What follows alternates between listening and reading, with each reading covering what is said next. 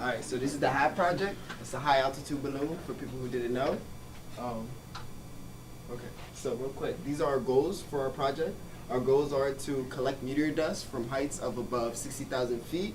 The goal is to have a petri dish slide out of the actual container and then slide back in when it drops below 60,000 feet again.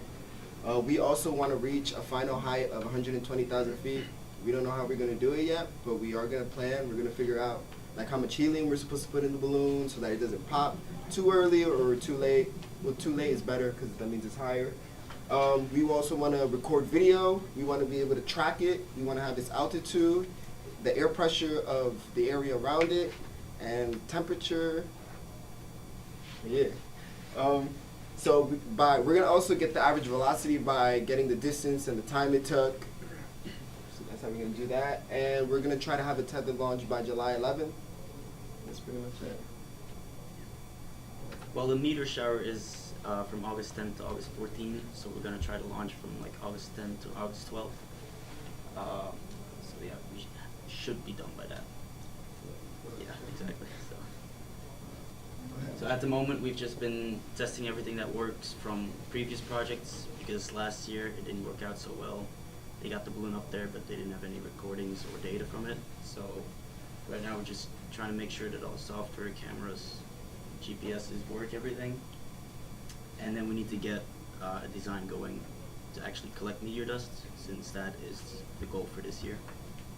So you want to talk a little bit about how you fix the software? Oh, yeah. So the previous team, 2016, actually, they made it work, and it was working with the different language. And then the last year's team, they decided to move on to the Arduino boards, and they start collecting some stuff around the internet, I guess, and it wasn't working properly. And they also burned one of the GPS breakouts, and connected with the wrong cable. So we fixed that. So we know it's working, and we tested. And now we just placed a new breakouts and the SD card shield. So we're gonna replace it. And we also changed the Arduino boards into custom boards, so it will be much easier for us to, write our own custom software. So, and yeah, and now we're looking to collaborate with the robotics team, so we can have the motors we can use, right? Wait, aren't you gonna move to the next slide, or? Sorry. All right, so our current design for the automated petri dish is this sliding mechanism. So there's going to be a rectangular platform with a circular slot for the petri dish, which will be secured to it via Velcro. This allows for it to be kept in place, while also allowing for easy removal once the care package is recovered. Sorry. All right. So the cover itself, though, is going to be operated via a rack and pinion, similar to the extending arm for the robotics project.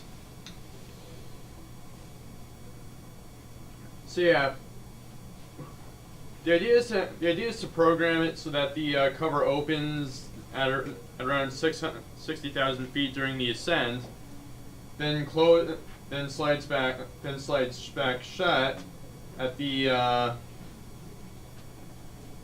at 60,000 feet on the descent. Kind of started there for a moment. So yeah, the platform and cover will all be 3D printed. Will all have to be 3D printed, but the other components we either already own, need to be ordered, or are being ordered as we speak.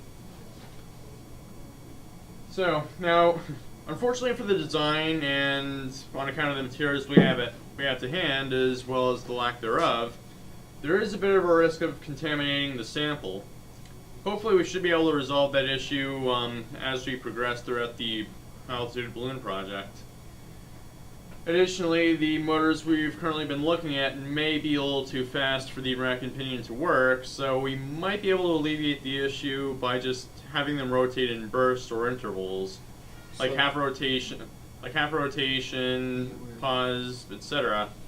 This should maximize control over the cover so it doesn't go flying off back to Earth. So this is what he meant by like having it's gonna be a rectangular shape. So how do I explain it? So it's a rectangular piece, and then there's gonna be a circular hole for the actual petri dish.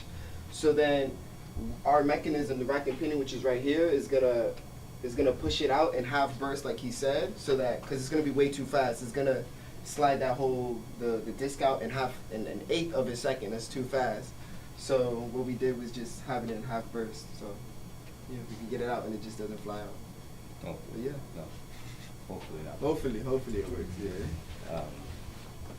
But yeah, that's pretty much.